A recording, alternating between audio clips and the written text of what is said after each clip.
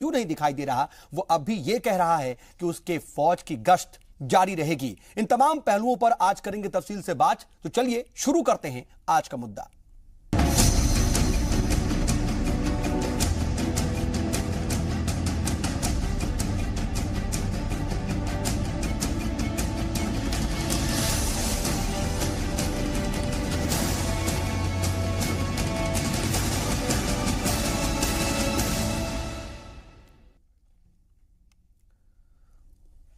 तो भारत और चीन के दरमियान चल रहा तनाजा आखिरकार खत्म हो गया है और दोनों ममालिक ने आपसी रजामंदी से डोकलाम से अपनी अपनी फौजें हटा ली हैं। लेकिन चीन की जानिब से आ रहे बयानात चीनी मंशा को शक के दायरे में खड़ा करते हैं।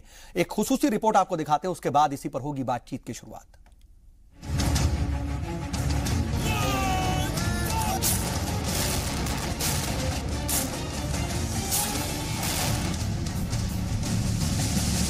गुज़िश्ता 2 माह से चल रहे डोकलाम तनाजे की बर्फ अब पिघलने लगी है।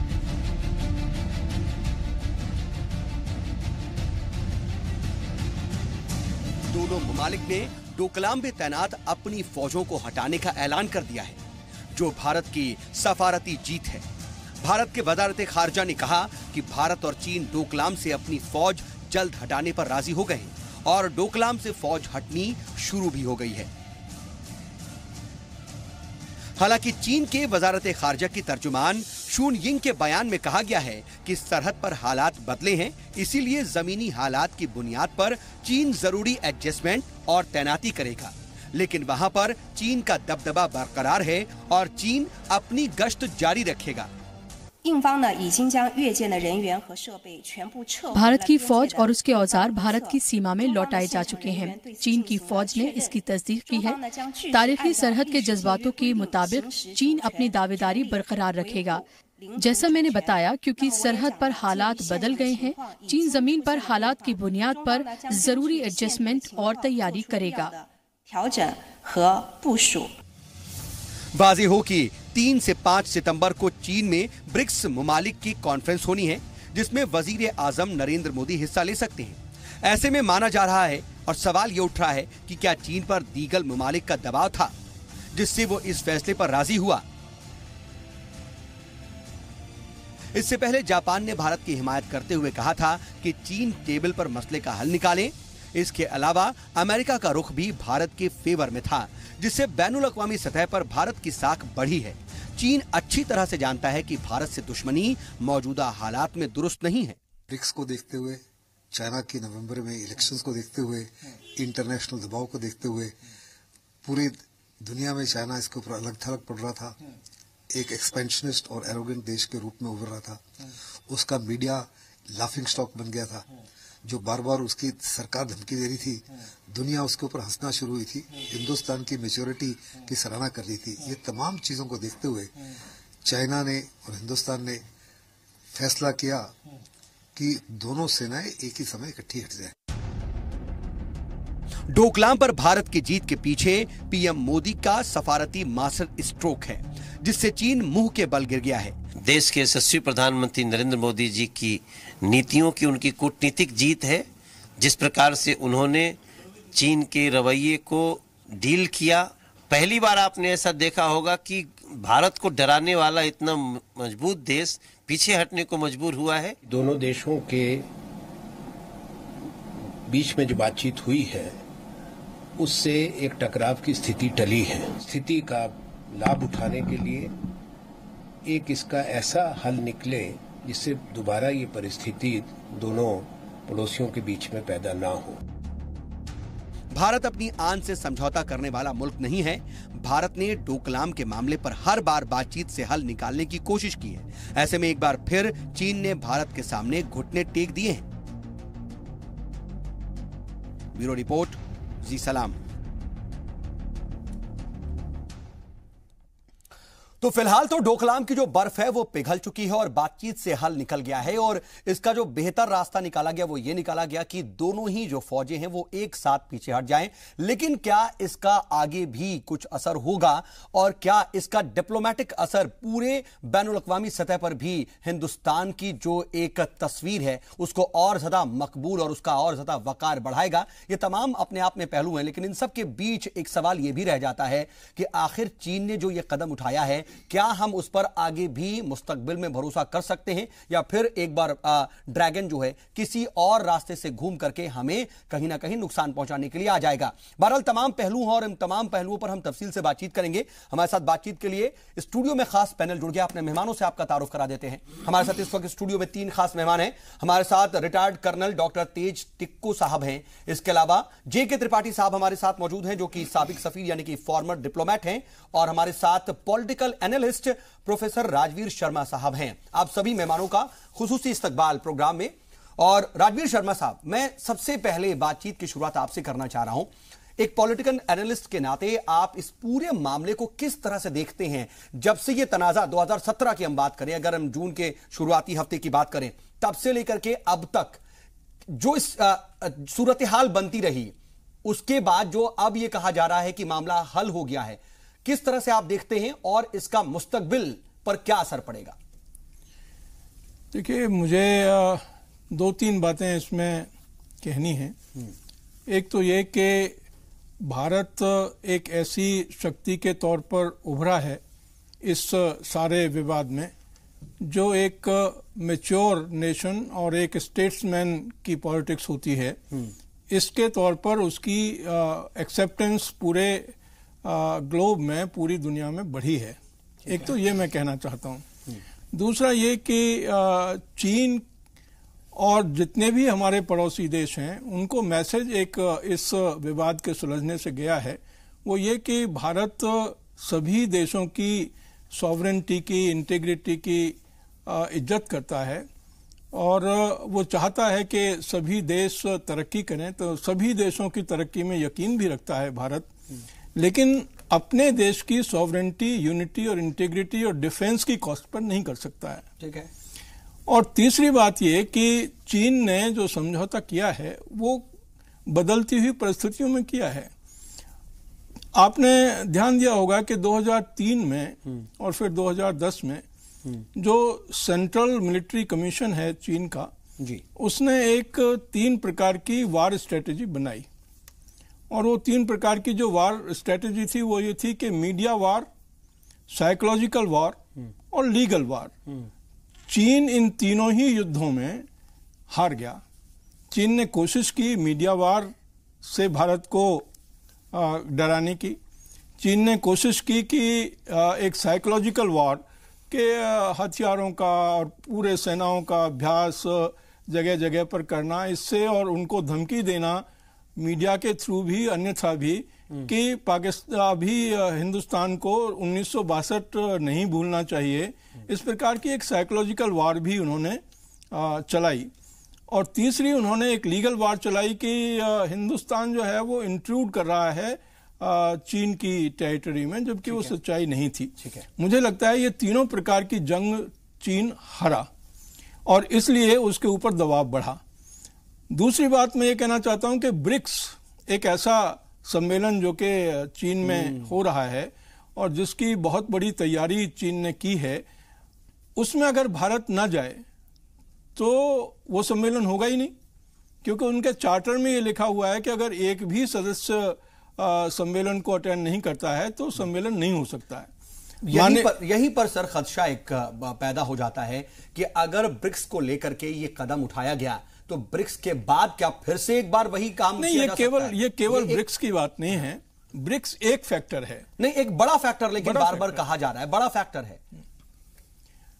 और इसमें कोई दो राय नहीं है कि इससे चाइना की और खासतौर पर जो प्रेसिडेंट हैं जो अपने आप को दावेदार कर रहे हैं अगले 5 साल में दोबारा से नेता स्थापित हों, ठीक है सर। उनकी पार्टी कांग्रेस में, मुझे लगता है कि इससे उनकी बहुत बड़ी किरकिरी होती और इस वजह से उनके ऊपर ये दबाव बढ़ा के ब्रिक्स के सम्मेलन से पहले कोई ना कोई हल इसका निकलना चाहिए और शांतिपूर्वक हल निकलना चाहिए। भारत भी यही चाहता था कि युद्ध ना हो, ठीक है, और शांति। लेकिन कंट्राडिक्शन जो बयानों में दिख रहा था उसको लेकर के कहीं ना कहीं सवाल उठ रहे थे। सर मैं आऊंगा आपके पास, लेकिन त्रिपाठी साहब जी, ये एक साबिक सफीर, एक डिप्लोमेट होने के नाते आप किस तरह से देखते हैं? हम क्या ये माने कि एक डिप्लोमेटिक मास्टर स्ट्रोक है हिंदुस्तान का और आने वाले वक्त में चीन अब झुकता ही चला जाएगा, कुछ इस तरह का? या एक और बात भी कि क्या डोकलाम का जो मामला था वो हल हो गया? देखिए, दूसरी बात का जवाब मैं पहले देना चाहूंगा। डोकलाम का मामला हल नहीं हुआ है, ये टला है, इसलिए कि चीन पर हम कभी भरोसा नहीं कर सकते। कि जैसा आप कहते हैं कि ड्रैगन पे कोई भरोसा नहीं किया जा सकता। हो सकता है बाद में वो डोकलाम न सही, पूरा भारत चीन का बॉर्डर बहुत लंबा है, मैकमोहन लाइन ने डिफाइन नहीं किया है, वो कहीं न कहीं की वो चीज हो सकती है, ठीक है। तो इसलिए वो टला है, वो खत्म नहीं हुआ है हमेशा के लिए। अब रही पहली बात कि इसको किस तरह से देखा जाए, तो देखिए ये है कि मैं ये मानता हूं कि इसमें किसी की हार या जीत नहीं है। ये मास्टर स्ट्रोक है हमारी गवर्नमेंट का, लेकिन हमारी गवर्नमेंट भी जानती थी और चीनी गवर्नमेंट भी जानती थी कि इस विवाद का हल जो है जंग नहीं है। इस विवाद का हल, और आजकल किसी भी विवाद का हल जंग नहीं है, आजकल हर तरह के विवाद का हल सिर्फ बातचीत के जरिए ही, डिप्लोमेटिक बातचीत के जरिए ही हो सकता है। नहीं, लेकिन जो साइकोलॉजिकल या फिर मीडिया या फिर लीगल वॉर लड़ने की कोशिश की गई, कोशिश तो की जा रही थी कि एक दबाव बनाया जाए, लेकिन उस पर कामयाबी तो नहीं मिली। हाँ, ये कोशिश चीन कर रहा था। चीन का आप हिस्ट्री उठा के देखें तो चीन ये कोशिश कर रहा था कि साइकोलॉजिकल वार करे, साइकोलॉजिकल दबाव बनाए, और ये एक तरह से आप कह सकते हैं वॉर ऑफ नर्व्स था कि कौन पहले झपकाता है पलक, कौन पहले नीचे करता है सर, और उसमें हम सफल रहे कि हमने वो नहीं किया है। लेकिन हम भी जानते थे। मैं असल में सवाल दरअसल इसलिए पूछ रहा हूं ये कि हम भरोसा क्या कर सकते हैं या फिर हल हो गया, क्योंकि कंट्राडिक्शन दिख रहा था और चीन ने अपना जो मौकिफ स्टैंड बहुत ज्यादा क्लियर नहीं किया, और वहां की अगर मीडिया की भी बात करें तो मीडिया में भी कुछ बहुत साफ नहीं, वो यही दिखाने की कोशिश कर रही है कि हम जीते हैं।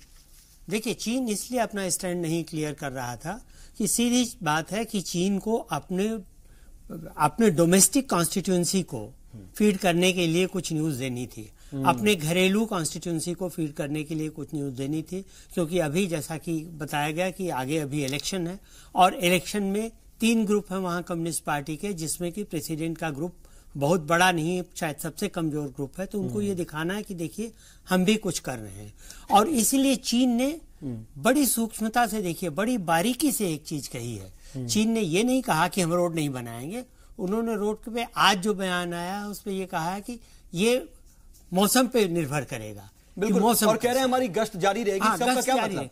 गश्त ठीक है, गश्त पहले इंडियन आर्मी की भी थी, उनकी भी थी, गश्त जारी रहेगी, लेकिन जो उनको रोड बनाने का प्लान था वो अभी नहीं हो पाएगा। और चीन ने देखिए एक सबसे बड़ी बात जो कही है बहुत बारीकी से, उन्होंने चीनी स्टेटमेंट में ये कहा गया है कि adjustments are being made on ground level. बिल्कुल, हाँ। इसका मतलब क्या निकलता है? मतलब ये कि ग्राउंड लेवल पे आप कुछ कर रहे हैं कि आप कुछ एडजस्ट कर रहे हैं दूसरी पार्टी के साथ, तो इसका सीधा मतलब कि आप हटा रहे हैं अपनी से, ना दूसरी पार्टी भी हटा रही है।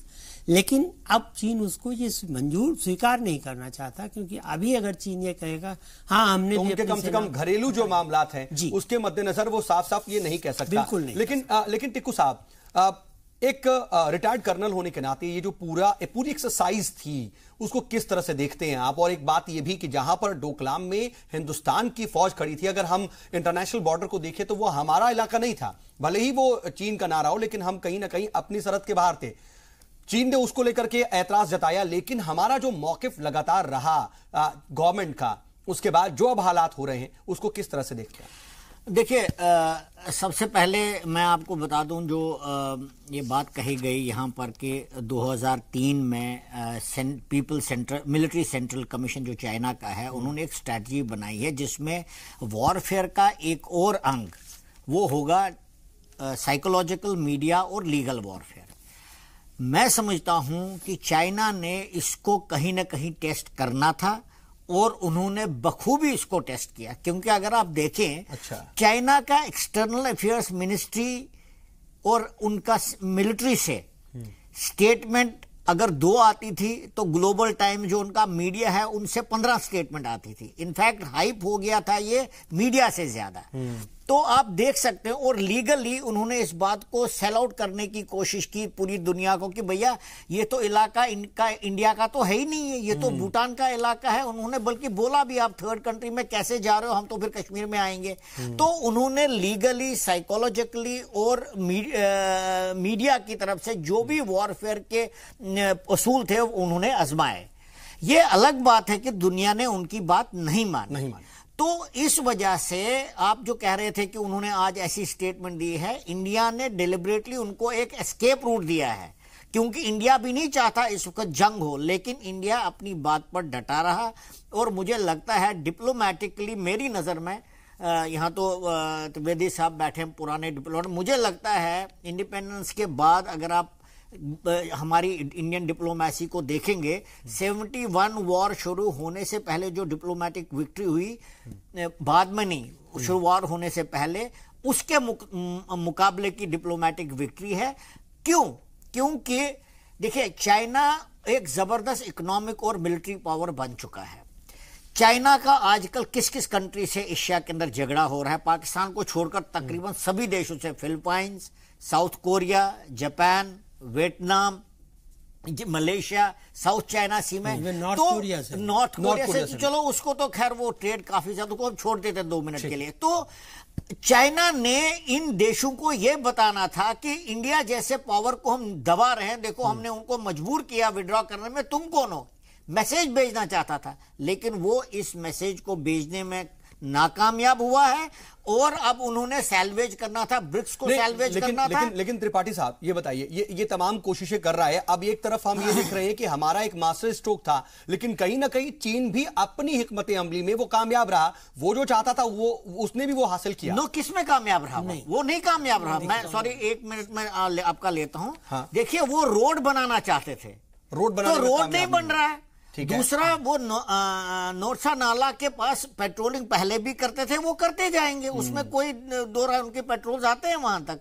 और उनको जो ट्राई जंक्शन वो जहां बनाना चाहते थे वहां पर ट्राई जंक्शन नहीं बनेगा। वो इंडिया, भूटान और चाइना आपस में बातचीत करके एक्चुअल ट्राई जंक्शन कहां पर है उसका फैसला होना बाकी है 2012 की संधि के मुताबिक। तो चाइना कहां कामयाब हुआ? अब उनको वो जो स्टेटमेंट्स दे रहे हैं उनको एक एस्केप रूट इंडिया दे रहा है। ठीक है, आप बताओ जो बोलना, लेकिन ग्राउंड पर सिचुएशन ये है जो जून 6 से पहले का स्टेटस को है वही मेंटेन किया जाएगा, वो मेंटेन किया जाएगा। लेकिन त्रिपाठी साहब, अंतरराष्ट्रीय सतह पर यानी कि बैनुल अक़वामी लेवल पर अगर हम देखते हैं इस पूरे मामले का क्या असर जाता है, और हिंदुस्तान का जो एक तस्वीर है या छवि है वो कितनी ज्यादा बुलंद होती है? देखिए, एक तो इस पे ये जाता है, ये असर होगा, ये प्रोजेक्शन होगा अंतरराष्ट्रीय स्तर पे कि हिंदुस्तान अपनी बात सही बात पे अड़ा रहता है। दूसरी चीज ये कि हिंदुस्तान अपने दोस्त मुल्कों की, छोटे मुल्कों की भी मदद करता है बिना किसी शक व शुबा या बिना किसी बिना किसी परेशानी के। तीसरी बात ये जाती है कि देखिए, भूटान के साथ हमारे रिलेशंस अच्छे हैं, लेकिन पिछले 10 साल में, करीब 8 साल में, 2009 में जब संधि में, इंडो भूटान संधि में कुछ करेक्शन किया गया था, उसके बाद कुछ ऐसा रहा कि हमारी सरकार थोड़ा सा भूटान के प्रति थोड़ा सा उपेक्षा की, थोड़ा सा वैसी नियत दिखाती रही, और भूटान को भी लगता रहा, भूटान में भी बड़ा ही इसमें असंतोष हुआ। लेकिन अब इस मामले पर भूटान का साथ दे करके हमने ये वो कर दिया है कि भूटान की तो हमने फिर से अपनी लॉयल्टी जीत ली है, प्लस हमने ये दिखा दिया है दुनिया को कि हमारे आस पड़ोस में कहीं भी अगर कोई जुल्म होगा, किसी तरह की गलत बात होगी, किसी तरह का गलत, हिंदुस्तान अपने पड़ोसियों के साथ खड़ा हुआ है। और जिस तरीके से अपोजिशन जो है कुछ वक्त पहले ये बात कह रहा था, बाकायदा संसद में ये बात कही गई कि पड़ोसियों से रिश्ते जो हैं वो खराब हुए, लेकिन कहीं ना कहीं इसमें भी एक बड़ी जीत हिंदुस्तान की और हुकूमत की। हम तमाम दूसरे पहलुओं पर भी बातचीत करेंगे, लेकिन एक छोटा सा ब्रेक ले रहे हैं, ब्रेक के बाद।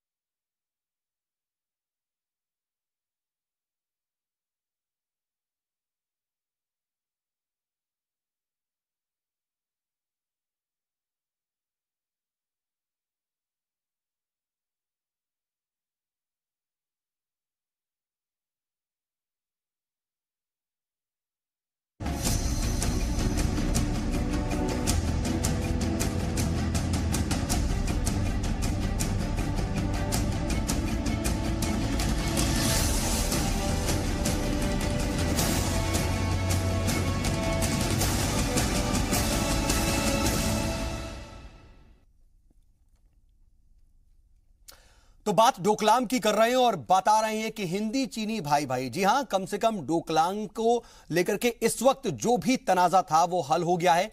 लेकिन आने वाले वक्त में इसका क्या असर पड़ेगा और हिंदुस्तान के लिहाज से अगर हम सफारती महाज की बात करें या फिर बैनुल अक़वामी सतह पर जो मैसेज जाने की बात करें, वो क्या कुछ हैं और हिंदुस्तान के लिहाज से वो कितने बेहतर हो सकते हैं, इस पर हम बातचीत कर रहे हैं। हमारे साथ बातचीत के लिए खास पैनल मौजूद है। राजवीर शर्मा साहब, मैं आपके पास आना चाह रहा हूं। मैसेज की हम बात कर रहे थे। हमने देखा कि इस बार कहीं ना कहीं हिंदुस्तान जो है वो फ्रंट फुट पर रहा। अभी तक कहीं ना कहीं बैकफुट पर हमारी स्ट्रेटेजी रहती थी। हम कहीं ना कहीं सिर्फ सिक्योर करने की बात करते थे।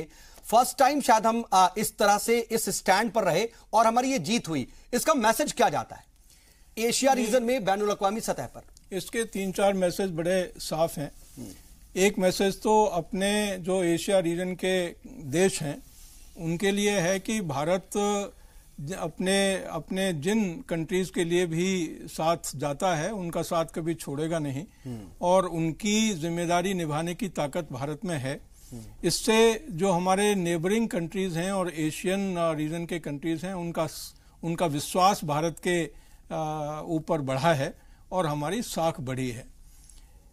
और एक दूसरा मैसेज जो इंडिया ने बड़े सबल तरीके से चीन को दिया है वो ये कि आप भले ही अपने आप को कहें कि हम बड़ी आर्थिक ताकत हैं और हम बड़ी मिलिट्री ताकत हैं, लेकिन भारत को आप कम मत आंकिए। भारत 1962 का भारत नहीं है, भारत 2017 का भारत है। टेकन फॉर ग्रांटेड नहीं ले सकते, टेकन फॉर ग्रांटेड भी नहीं ले सकते और तुम्हारी दादागिरी को भी हम बर्दाश्त नहीं कर सकते हैं। बड़े माइल्ड तरीके से उन्होंने, भारत ने ये कहा।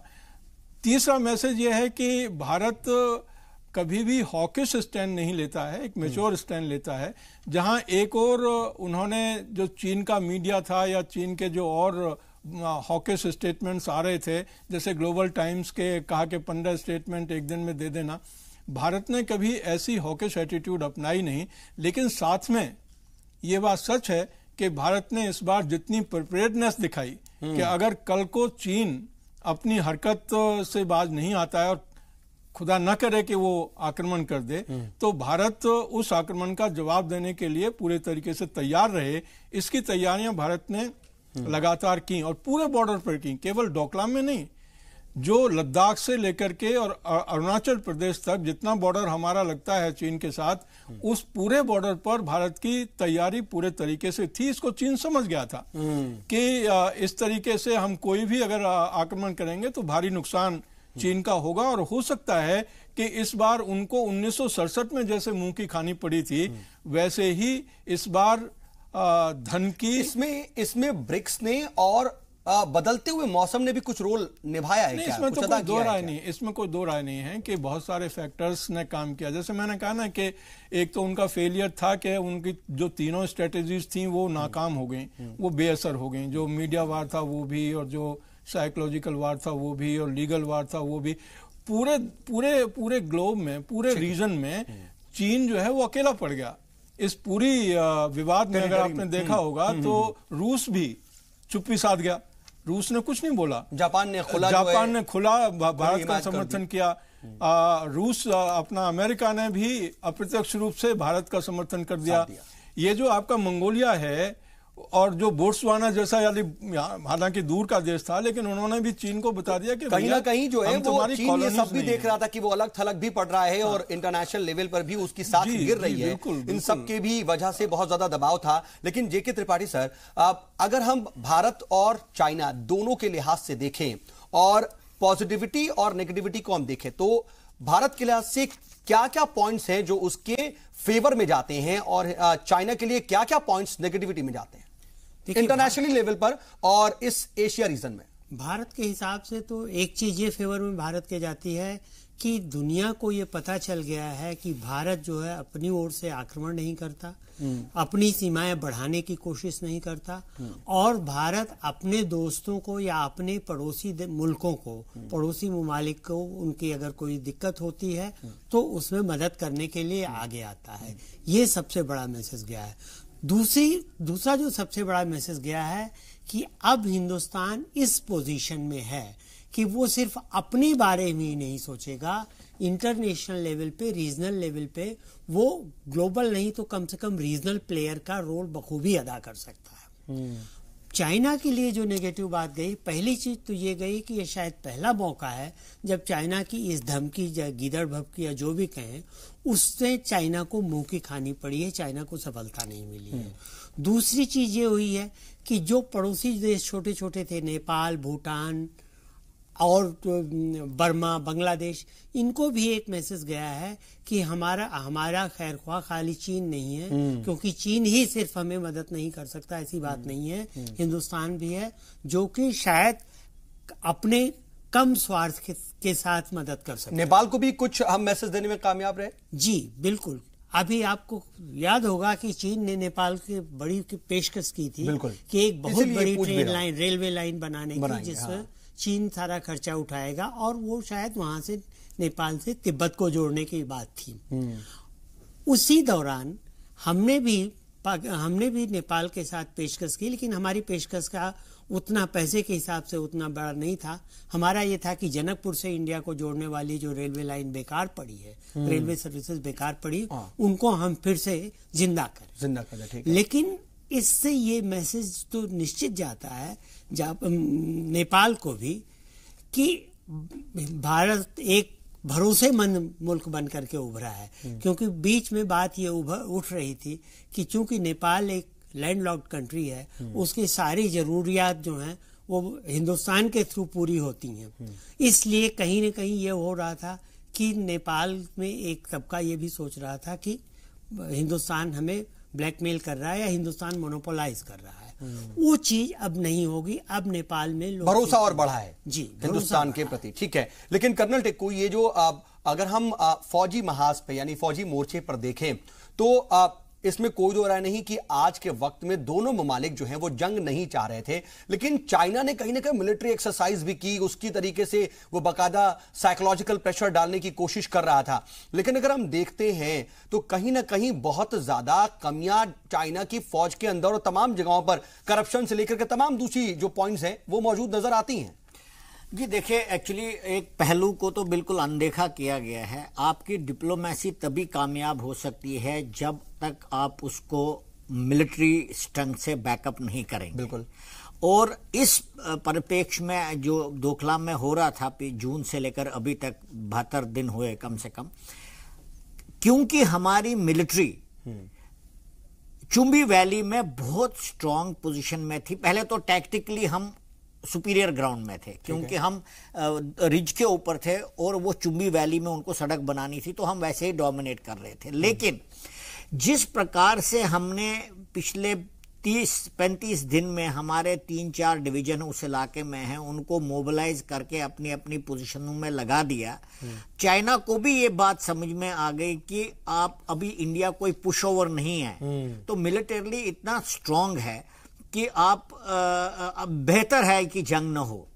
तो मिलिटरीली स्ट्रांग होना बहुत जरूरी था, और इस डिप्लोमेसी में मिलिट्री स्ट्रेंथ ने डिप्लोमेसी को काफी हद तक उनको फ्रीडम ऑफ एक्शन दिया। दूसरा बात मैं आपको बताना चाहता हूं, देखिए हमारे 3700 किलोमीटर का लाइन ऑफ एक्चुअल कंट्रोल है चाइना के साथ।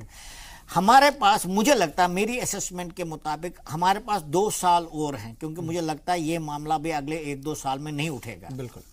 हमारे पास 2 साल और हैं जिसमें हमने जो हमारी 23 स्ट्रेटेजिक रोड्स हैं लाइन ऑफ कंट्रोल की तरफ जो जा रही हैं, जो अब तक नहीं बनी हैं, उनको पूरा करना हमें चाहिए। लेकिन अगर ऐसा कदम हम उठाते हैं और वो रोड्स अगर बॉर्डर के नजदीक तक जाती हैं, तो फिर सेम रिएक्शन कहीं चाइना की तरफ से ना नहीं, लेकिन हम line of actual control cross नहीं कर रहे हैं ना, हम तो अपने साइड तक कर रहे हैं, वहां तक हमें कर लेनी चाहिए।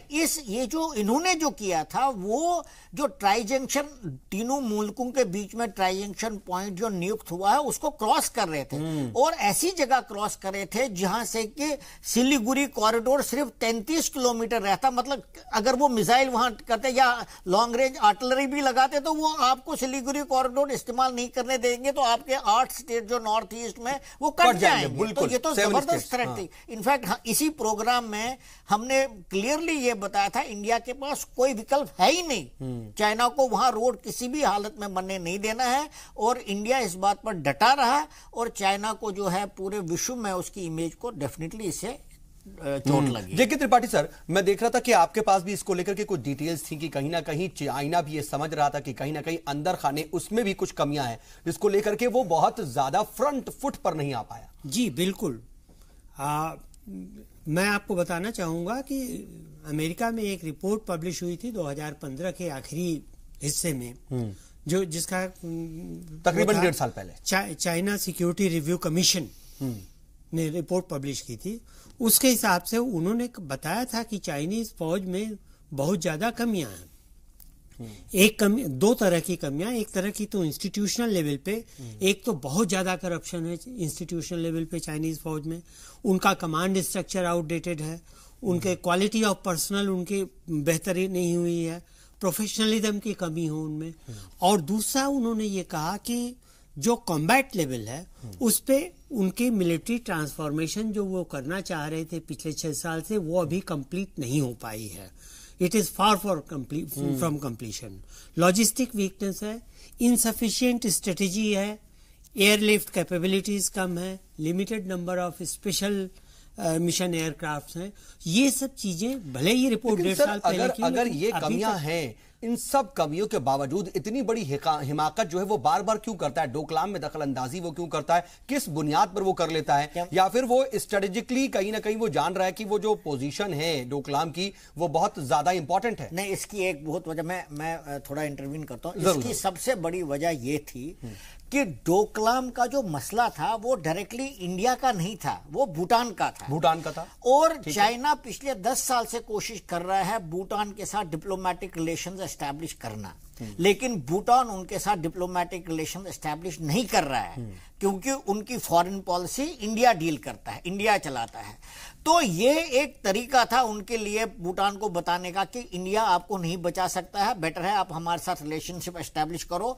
और ये इलाका उन्होंने चुना क्योंकि ये भूटान का इलाका, इंडिया का इलाका नहीं। इंडिया तो इसलिए गया क्योंकि हमारा भूटान के साथ संधि है और इसलिए हम गए। और ये बहुत अच्छी बात हुई कि हमने चाइना को आगे नहीं बढ़ने दिया, रोड नहीं कंस्ट्रक्ट करने दिया। इससे जो है भूटान हमारे जो एक्सटर्नल जो हमारे एलाइज हैं, वो सबसे इंपॉर्टेंट एलाइज है एशिया में, वो बने रहेंगे। ठीक है, लेकिन प्रोफेसर राजवीर शर्मा, ये जो हम देखते हैं, ये जो तमाम हम कोशिशें कर रहे हैं, इंटरनेशनल लेवल पर अच्छा मैसेज चला गया, सब कुछ ठीक है, लेकिन अगर हम एक पॉलिटिकल एनालिस्ट के नाते आपसे समझे कि इसका हिंदुस्तान के अंदर क्या कुछ असर पड़ेगा और सियासी असर क्या कुछ पड़ेगा, क्योंकि देखिए कहीं ना कहीं इसको लेकर के प्ले ऑफ तो नहीं करेंगे हम, इसमें कहीं ना कहीं पीठ थपथपाने की अपने अलग से कोशिश शायद नहीं भी करें, लेकिन फिर भी एक मैसेज अंदर भी जा रहा है मौजूदा हुकूमत के मद्देनजर। नहीं, इसमें तो कोई दो राय नहीं। मैं आपसे बिल्कुल इस मामले में एग्री करता हूं कि चाहे वो फॉरेन पॉलिसी के मामले में कोई अचीवमेंट हो, कोई सक्सेस हो, या डोमेस्टिक पॉलिसीज के सिलसिले में कोई सक्सेस हो या फेलियर हो, दोनों का ही असर डोमेस्टिक पॉलिटिक्स पर और डोमेस्टिक सपोर्ट बेस पर पड़ता है।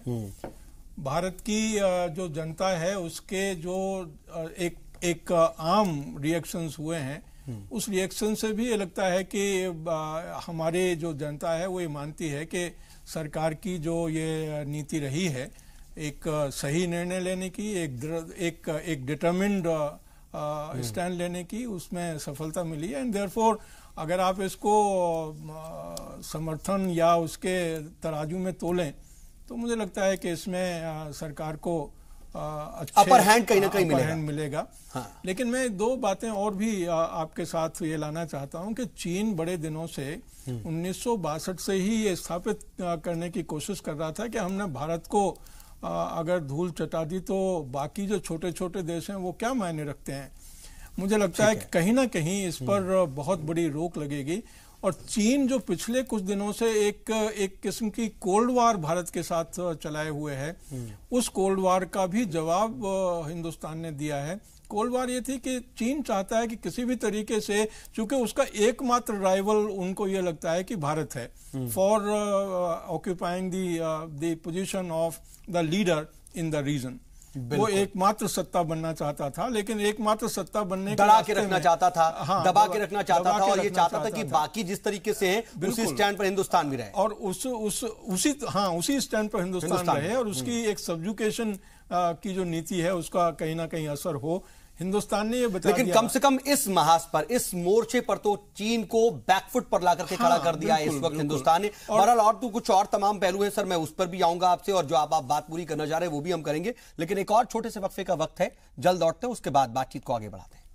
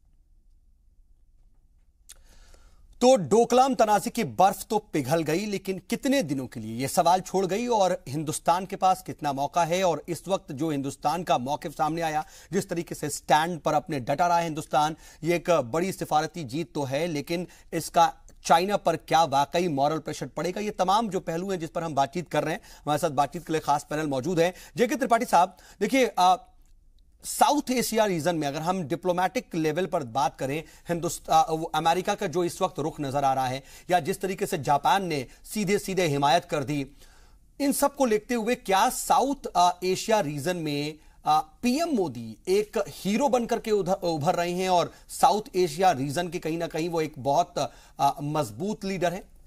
देखिए, बेशुबा प्रधानमंत्री मोदी इस वक्त एशिया के सबसे, साउथ एशिया के नहीं, एशिया के सबसे बड़े लीडर के रूप में उभर रहे हैं आगे। और ये आप देखिए कि चाइना ने भी माना है। अभी कुछ दिन पहले ही उनके अखबार ने ये कहा था कि प्रधानमंत्री मोदी अपने सारे कंट्रीमैन को, अपने सारे आवाम को अपने साथ रखे हुए हैं, और इसलिए अगर प्रधानमंत्री मोदी वो करेंगे, हमसे जंग छेड़ेंगे, तो सारे आवाम पे खतरा होगा। एक तरह से परोक्ष में चाइना ने ये माना है। और आप देखिए जितने भी और कंट्रीज हैं, वियतनाम हुआ, मलेशिया हुआ, कंबोडिया हुआ, ये सारे जो आसियान कंट्रीज हैं ये हुए, जो सार्क के कंट्रीज हैं पाकिस्तान के अलावा वो हुए, इन सब के साथ हमारे रिश्ते बड़े अच्छे हैं, और इस हिसाब से हम एक पावर के तौर पे उभरे हैं। चलिए, लेकिन सर इन सब के बीच में देखिए एक सवाल जो है बार बार उठ खड़ा होता है। वक्त बहुत कम है, इसलिए मैं चाहता हूं कि कंक्लूजन पर आ जाएं कि डोकलाम तनाजे का हल हो गया, लेकिन क्या अभी के विवाद का हल हुआ? लेकिन डोकलाम का जो मामला है वो हल हुआ? सवाल ये उठता है कि हल हुआ तो कितने दिनों के लिए?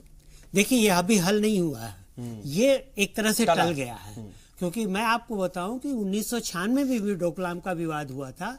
ये चीन का भूटान के साथ विवाद हुआ था। चीन ने पेशकश की थी कि डोकलाम का इलाका आप हमें दे दीजिए और हमसे 2 और इलाके चुंगी। ये सर ये टला है, तो फिर हमारा आगे का स्टैंड क्या होना चाहिए? हमारा आगे का स्टैंड ये होना चाहिए कि हमें अभी ये पीठ थपथपाने का वक्त नहीं है। अभी ये वक्त है अपने दुश्मन को कम न समझे, हम अपनी तैयारी पूरी रखें, डिप्लोमेटिकली, फौजिया तैयारी, मुस्तकबिल को लेकर के हम जरा भी कहीं कोई कोताही ना बरतें। कर्नल टिक्कू, आपसे भी यही सवाल कि तनाजा जो है क्या वाकई डोकलाम का खत्म हो गया, या आप भी मानते कि ये सिर्फ टला है? और अगर टला है तो हमें आगे मुस्तकबिल में क्या स्टैंड रखना चाहिए? मुझे लगता है कुछ दिन पहले जो chief of the army staff साहब ने एक स्टेटमेंट दिया, 2 दिन पहले ही उन्होंने एक बहुत इंपॉर्टेंट स्टेटमेंट दिया डोकलाम के बारे में, और उन्होंने ये कहा कि चाइना के साथ जो हमारा लाइन ऑफ एक्चुअल कंट्रोल है, हमारे ट्रूप्स को तैयार रहना चाहिए। आज डोकलाम हुआ, कल दिप्सांग होगा, फिर चुमार होगा, फिर ऐसे चलता जाएगा, दौलत बेग, ओल्डी वगैरह, क्योंकि ये पूरी उनको भी पता है, और उन्होंने करेक्ट असेसमेंट की है कि हमारी जितनी लाइन ऑफ एक्चुअल कंट्रोल है, जब तक वो डिलीनेट नहीं हो जाती, जब तक उसमें एग्रीमेंट नहीं होता, तब तक ये हमेशा एक्टिव रहेगी, और जब चाइना चाहेगा वो इनग्रेस करने की कोशिश करेगा। इसलिए मैंने जो पहले भी बताया, हमारे पास 1-2 साल का समय है, जब हम अपने आप को मिलिटरली इतना पावरफुल बनाएं, उस इलाके में इतना स्ट्रांग बनाएं कि सिर्फ बातचीत के अलावा और कोई रास्ता दोनों देशों के पास न हो। और इसका यही एक तो हम ये माने कि अभी कम से कम हमें खुश होने का वक्त नहीं है। अभी हमको ठीक है, एक स्ट्रेटेजिकली एक जीत तो मिली है, लेकिन अब हमें आगे की जो हिकमत अमली रणनीति जो है वो बना दे, हमें एक मौका मिला है मिलिटरली अपने आप को स्ट्रांग बनाने का, और हमें इसका फायदा उठाना चाहिए इस मौके का। ठीक है, प्रोफेसर राजवीर शर्मा, आपसे भी वही सवाल, लेकिन हम थोड़ा सा पॉलिटिकली भी इस पर समझना चाहेंगे कि क्या इस वक्त हम कहीं ना कहीं इस ओर भी बढ़ रहे हैं? चलिए, हम स्ट्रेटेजिकली वहां पर स्टैंड पर टिके रहे, उसके बाद हमने कहीं ना कहीं एक डिप्लोमेटिक जीत हासिल की, लेकिन क्या आने वाले वक्त के लिए भी हम तैयार हैं, या फिर उस ओर भी कहीं हमारी स्ट्रेटेजी प्लानिंग नजर आ रही है? मुझे लगता है कि ये तो स्ट्रेटेजिक प्लानिंग बिल्कुल ही स्पष्ट मुझे लगती है। एक तो ये कि भले ही डोकलाम का मुद्दा, कोई इसकी एक्सपेक्टेशन भी नहीं थी कि डोकलाम का मुद्दा कोई बाउंड्री लाइन को तय करने के लिए तय हो जाएगा। ये एक चीज जो भारत ने सही तरीके से स्थापित की है वो ये कि जो 2012 की स्थिति थी उसका रीट्रेशन भारत ने किया है कि अगर मान लीजिए कोई मुद्दा है तो उस मुद्दा को तीनों जो कंट्रीज हैं वो बैठ करके सुलझाएंगे। भारत, भूटान और चीन, इन तीनों के साथ भारत अपना डायलॉग स्थापित करेगा। और जो 23 रोड्स की बात कही थी, हमारे होम मिनिस्टर ने ये साफ किया है कि अगले आने वाले दिनों में ये जो 23 रोड्स हैं इनका निर्माण जल्दी से करेंगे। यानी कि हम स्ट्रेटेजिक प्लानिंग कर रहे हैं, फ्यूचर प्लानिंग भी बहुत जरूरी है। बहरहाल वक्त अब इजाजत नहीं दे रहा बातचीत को आगे बढ़ाने के लिए। आप सभी मेहमान हमारे साथ जुड़े और बातचीत में शामिल हुए, इसके लिए आपका बहुत बहुत शुक्रिया। देखिए, इतना तो सही है कम से कम कि फिलहाल के लिए डोकलाम तनाजा टल गया है, ये पूरी तरह से हल नहीं हुआ है। अब यह देखना है कि आने वाले वक्त में हम स्ट्रेटेजिकली कितना ज्यादा प्लान्ड रहते हैं और कितना तैयार रहते हैं, क्योंकि अपने दुश्मन को कम से कम कमजोर नहीं समझना चाहिए। आज का मुद्दा में बस इतना ही।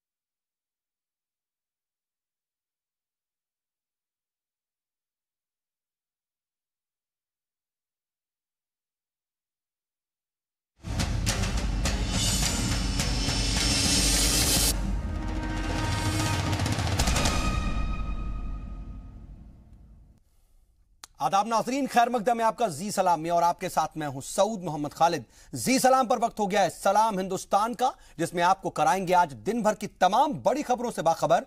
सबसे पहले हेडलाइंस। मुसलसल बारिश से पानी में डूब गई मुंबई, आवाम को सख्त मुशक्कतों का करना पड़ा सामना। बीएमसी के इंतजामात की खुल गई पोल।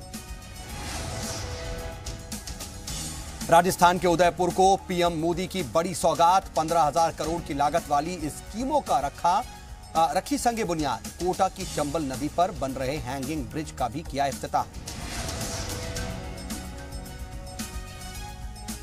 यूपी के योगी सरकार का एक और कारनामा, ग्रुप बी, सी और डी के ओहदों पर भर्ती में इंटरव्यू खत्म करने का फैसला। शिमला में गुड़िया गैंगरेप केस में आईजी जहूर जैदी समेत 8 पुलिस वालों को किया गया गिरफ्तार।